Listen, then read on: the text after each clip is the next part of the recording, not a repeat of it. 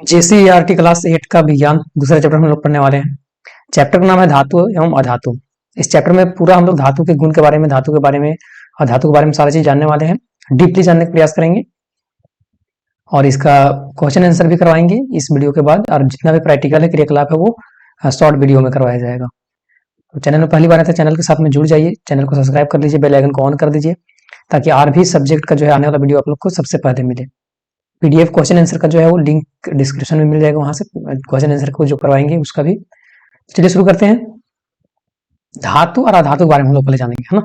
जैसे कि यहाँ लिखा हुआ है कि आप अपने दैनिक जीवन में, है ना, हम लोग अपने दैनिक जीवन में विभिन्न प्रकार के वस्तु को देखते हैं और वो इनमें से कुछ नीचे दिखाया गया है ना। और ये बताना है कि आप लोग को कि ये मतलब कौन से पदार्थ से बने होते हैं। जैसे हम लोग अपने जीवन में क्या चीज देखते हैं, ये है ना, आभूषण। आभूषण है तो ये किस चीज से बना होता है। अपना जीवन में हम लोग देखते हैं चारकोल, कोयला, है ना, वो किस चीज से बना हुआ है। तवा देखते हैं, ये किस चीज से बना हुआ है। कुर्सी को भी देखते हैं अपने जीवन में, तो ये किस चीज से बना है ना। तार को देखते हैं, तार, है ना, तो ये तार जो है किस चीज से बना होता है। उसी तरह से ये, है ना, गिलेन जो होता है ना, बोतल, ये सब किस चीज से बना हुआ है। टूल जो है किस चीज से बना हुआ है। तार किस चीज से बना हुआ है। तो ये सारा चीज जो है वो किसी न किसी प्रकार के धातु से या फिर तो अधातु से बना हुआ है।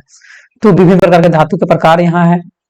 जैसे निम्नलिखित पदार्थों के आगे खाली जगह है और उसी प्रकार कुछ पदार्थ का नाम जोड़ना है। मतलब जिस तरह का यहाँ पदार्थ लिखा हुआ है, जैसे कि एल्युमिनियम है ना, तांबा है, तो उसी तरह से यहाँ भी लिखना है उसी टाइप का, है ना।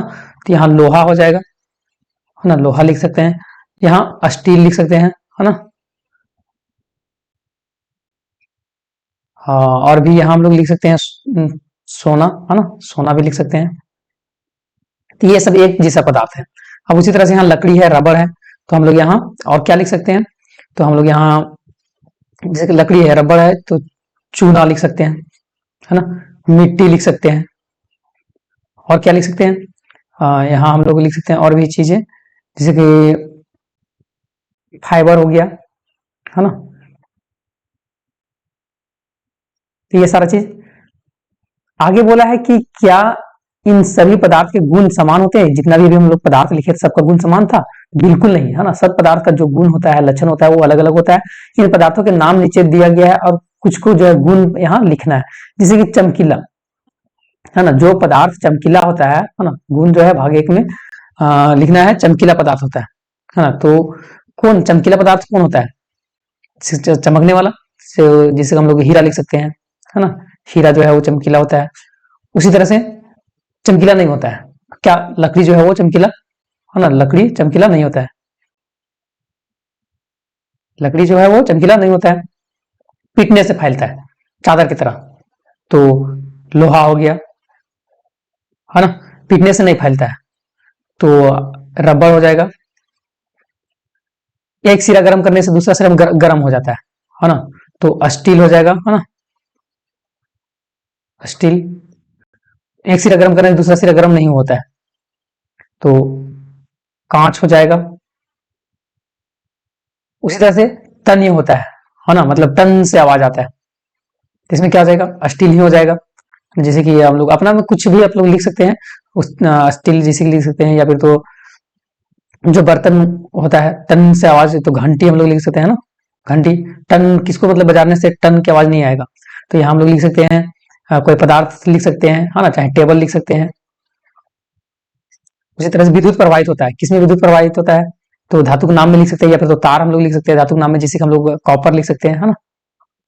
विद्युत प्रवाहित किसमें नहीं होता है, तो हम लोग यहाँ रबर लिख सकते हैं ना। रबर लिख चुके हैं तो रबर नहीं लिखते हैं, दूसरा चीज लिखते हैं, प्लास्टिक लिख देते हैं ना। तो ये सारा चीज भरना था यहाँ।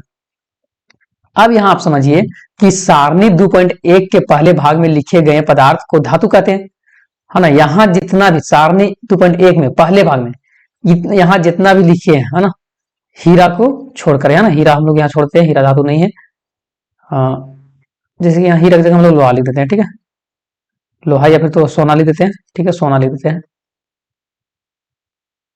सोना हो गया, लोहा हो गया, स्टील हो गया, है ना, घंटी जो हो गया, कॉपर हो गया, ये सारा चीज क्या कहलाएगा, ये धातु कहलाएगा। जबकि दूसरा सिरा हम लोग जो लिखे थे, है ना, यहाँ जो लिखे लकड़ी, रबर, कांच, टेबल, प्लास्टिक, ये सब क्या है, अधातु है। तो अब समझ में आया होगा कि धातु क्या होता है, अधातु क्या होता है। अब हम लोग यहाँ जानेंगे धातु के भौतिक गुण, है ना, धातु के क्या लक्षण होता है उसके बारे में जानेंगे। दिखता कैसा है, हाँ, वो पूरा चीज हम लोग यहाँ डिस्कशन करने वाला है। तो धातु जो है वो धातु सामान्यता जो है भूरे रंग के दिखाई देते हैं, है ना। धातु जो दिखता है वो किस दिखता है, भूरा दिखता है, लेकिन यहाँ एक अपवाद है ना। सोना भी धातु ही है, लेकिन सोना क्या दिखता है, पीला दिखता है। तांबा भी जो है वो धातु ही है, लेकिन कैसा दिखता है, लाल दिखता है। तो दिखावट में अधिकतर जो धातु होता है वो किससे दिखता है, भूरे कलर के दिखते हैं, लेकिन सोना हो गया पीला दिखता है, तांबा जो है वो लाल दिखता है। अब बात आता है कि भौतिक अवस्था, है ना। धातु का भौतिक अवस्था कैसा होता है, तो धातु जो है अधिकतर धातु कमरे के तापमान पर जो रहता है वो ठोस रहता है ना। अधिकतर जो धातु है क्या है, कमरा के तापमान, जैसे कभी कमरा का तापमान मान के चलिए अगर 35 डिग्री सेल्सियस है, तो 35 डिग्री सेल्सियस में वो क्या है, किस तरह का रहेगा, मतलब ठोस रहेगा। जैसे कि लोहा हो गया, जस्ता हो गया, तांबा हो गया, टीन हो गया, ये सारा चीज। लेकिन अपवाद भी है यहाँ। अपवाद क्या है कि पारा भी क्या है, धातु है ना। पारा जो है वो क्या है, धातु है, फिर भी ये जो है वो कमरे के तापमान पर ये जो है वो द्रव अवस्था में पाया जाता है, ठोस नहीं होता है। अपवाद है। अभी भौतिक अवस्था में बताएं कि जितना भी धातु होता है, जितना भी धातु है सारा क्या होता है, ठोस होता है कमरे के तापमान पर। लोहा हो गया, जस्ता हो गया, तांबा, टीन, सब ठोस है।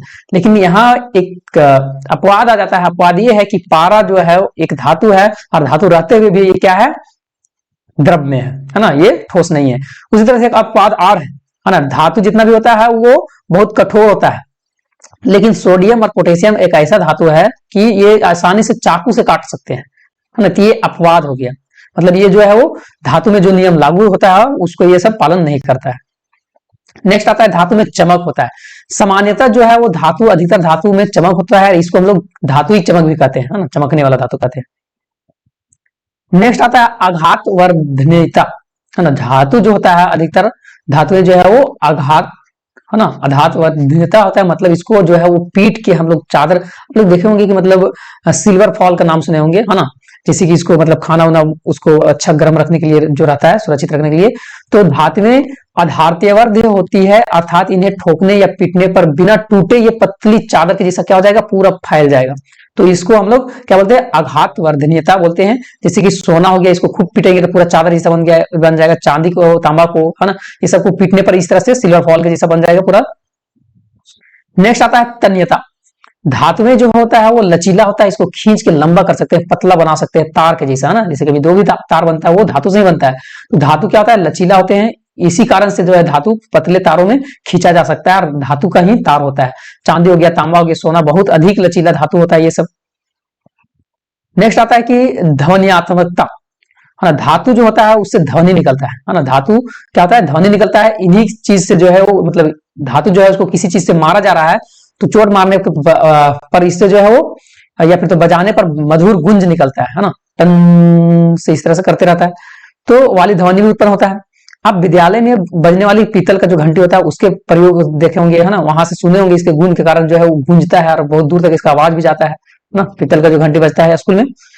नेक्स्ट आता है कि धातु जो होता है उष्मा का चालकता होता है। अधिक सब जितना भी धातु है वो क्या होता है, उष्मा का अच्छी सुचालक होता है। मतलब उष्मा का सुचालक मतलब क्या होता है कि यहाँ समझिएगा, उष्मा का सुचालक मतलब कि जो भी धातु है उष्मा को अपने से होकर आगे जाने देता है ना, तो उसको हम लोग बोलते हैं उष्मा का चालकता। तो धातुएं जो होता है उष्मा का अच्छा सुचालक होता है, और इसी का गुण के कारण जो है हम लोग धातु का ही प्रयोग करते हैं खाना बनाने के लिए। बर्तन जो होता है वो अधिकतर धातु का ही बर्तन होता है, और उसी को हम लोग प्रयोग करते हैं खाना बनाने के लिए।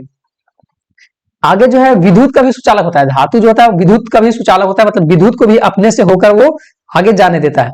तो धातु विद्युत का अच्छी चालक होती है। यही कारण से है कि बिजली के तार हो गया, तांबा जैसे धातु से बनाया जाता है। बिजली का तार जो है ना, जो भी करंट मतलब एक साइड से दूसरे ले जाना है, करंट को यहाँ से एक जगह दूसरी जगह ले जाना है, तो वहां तार जो प्रयोग किया जाता है वो तार रहता है किस चीज का, धातु का रहता है ना। क्योंकि धातु जो है करंट को अपने से होकर आगे जाने देता है, मतलब रास्ता देता है ना, विद्युत को जाने का एक रास्ता देता है धातु। तो इसलिए विद्युत का सुचालक भी है धातु ना। तो धातु विद्युत का अच्छी चालकता होती है।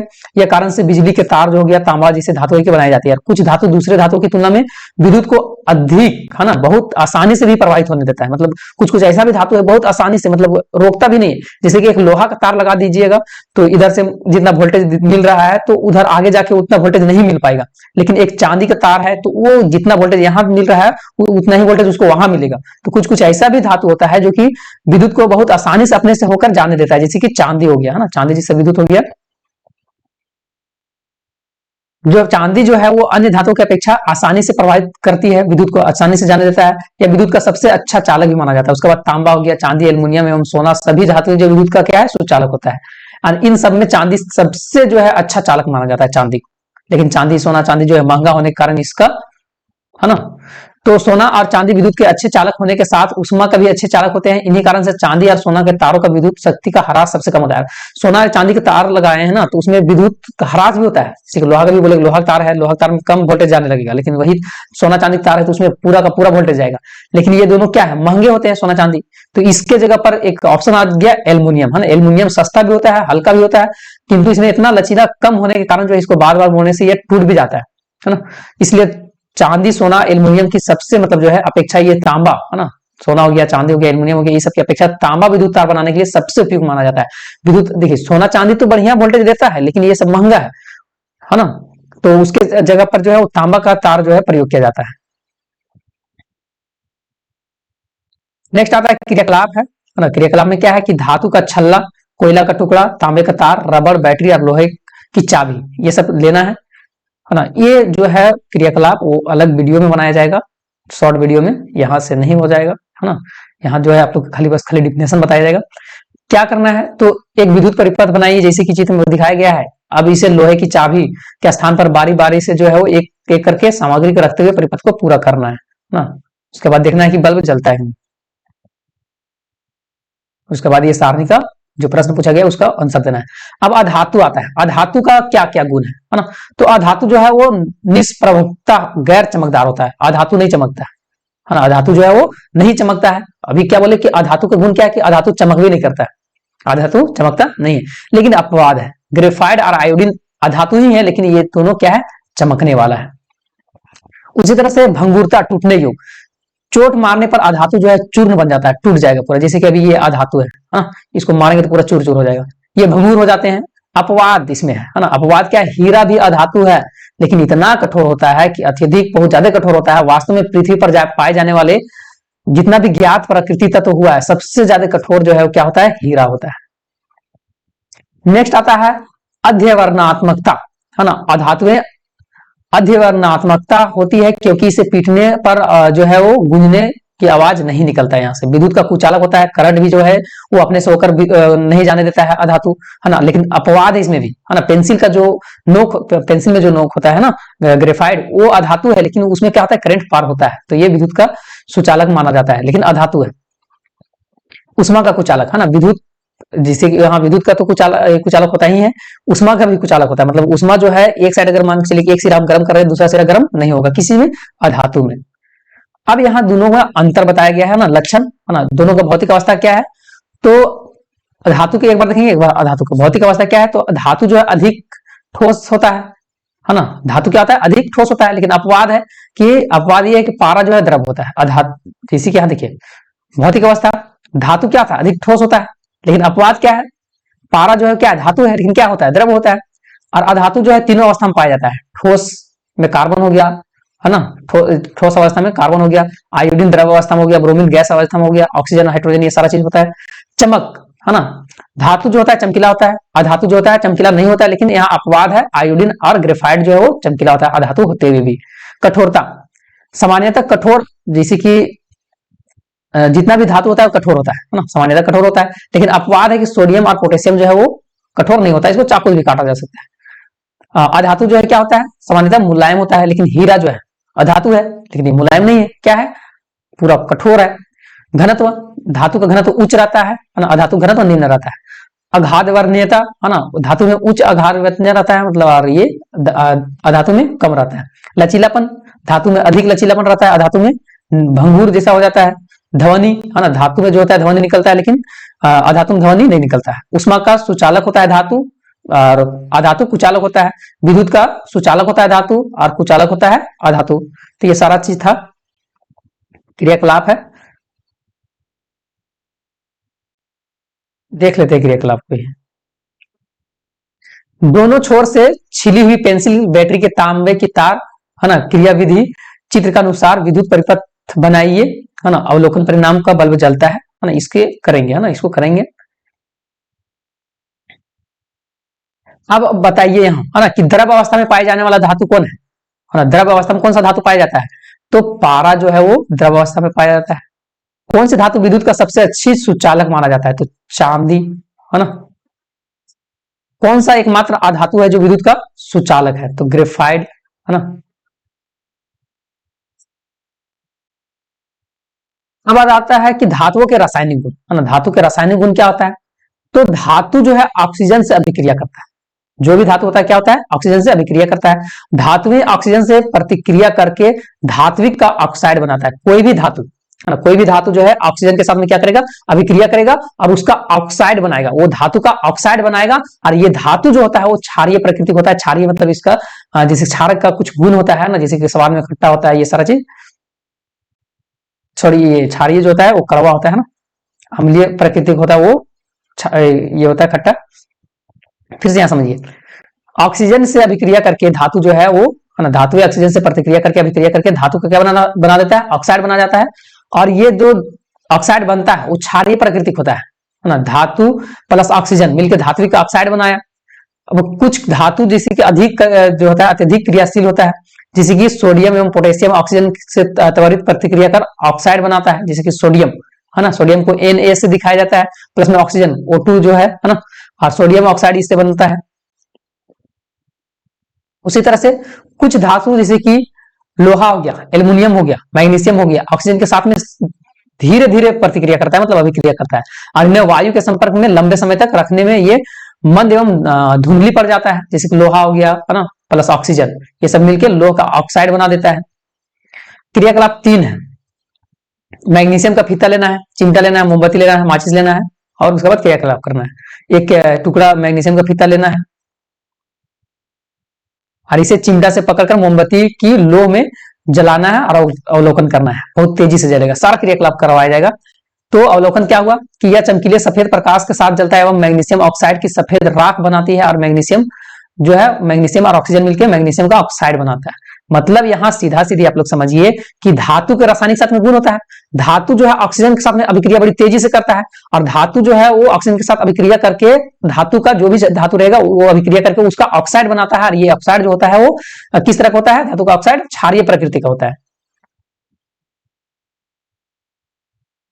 उसका बाद जो है एक प्रखनली लेना है, लाल लिटमस पत्र एवं नीला लिटमस पत्र लेना है, थोड़ा सा सफेद राख और प्रखनली में ले लेना है, इसमें थोड़ा सा पानी मिलाकर अच्छी तरह से करना है, हिलाना है और इस घोल को लाल एवं नीले लिटमस पत्र से जांचना है कि मतलब ये अम्लीय है या फिर तो क्षारीय है। अवलोकन क्या होता है?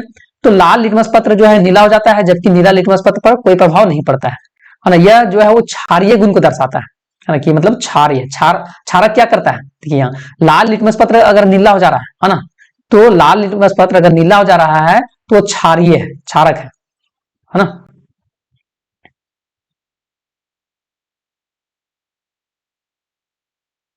अब आगे बोला है कि कुछ धातु जैसे कि तांबा हो गया ऑक्सीजन के साथ में तभी अभिक्रिया करता है जब इससे बहुत अधिक गर्म किया जाता है। चांदी और सोना ऑक्सीजन के साथ में आसानी से अभिक्रिया नहीं करता है।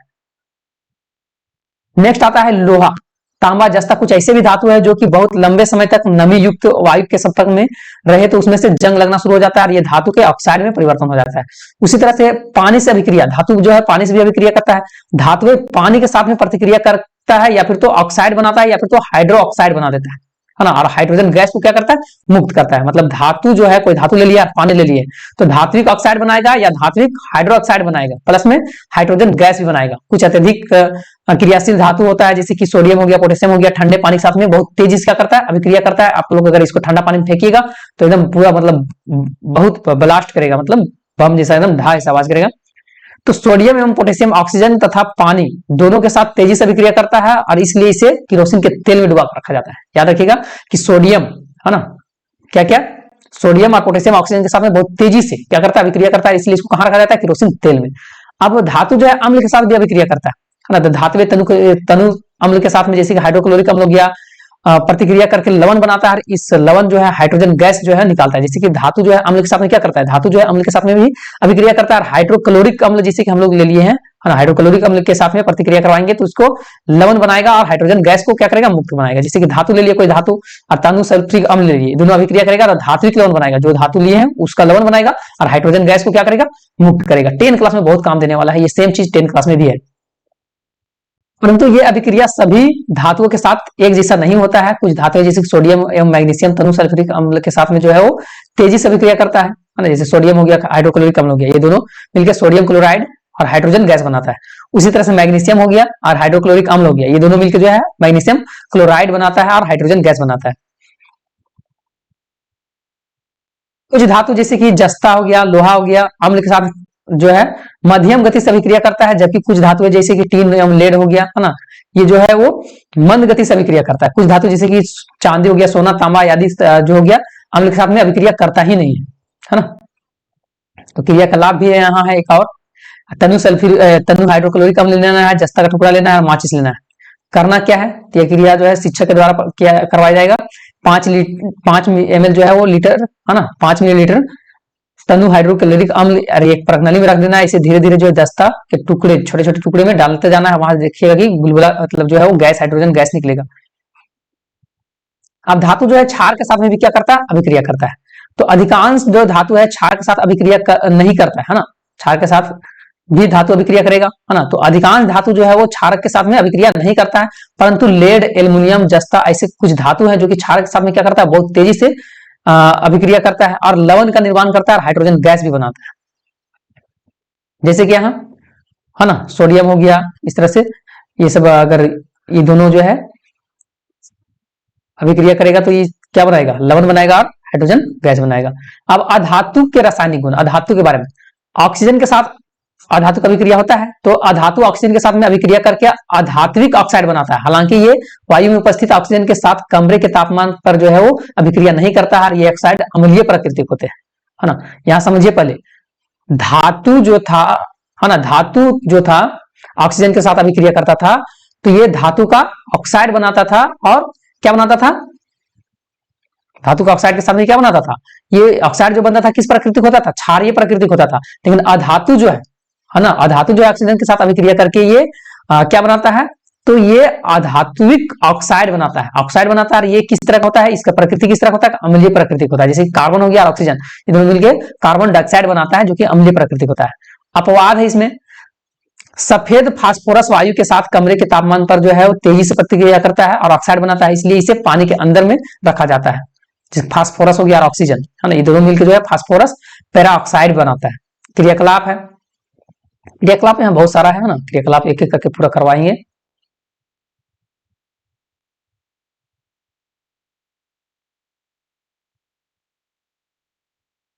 नेक्स्ट है जल के साथ अभिक्रिया, है ना।